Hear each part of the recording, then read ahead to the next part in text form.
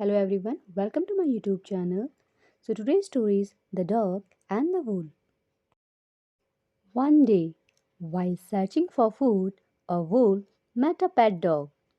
The dog was plump and healthy, but the wolf was skinny and dirty because he had to run a lot in the forest to hunt for food. The dog decided to help the wolf. He went up to him and said, "Come with me to my master. He is a good man. He will take good care of you."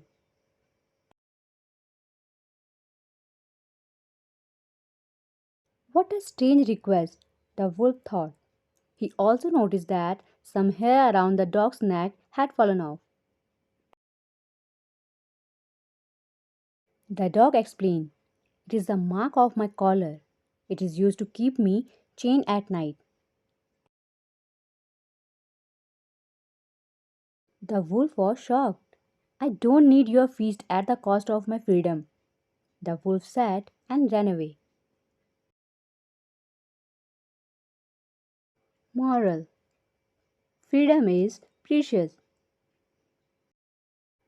If you like my video, then please like, share and subscribe to my channel, and thanks for watching.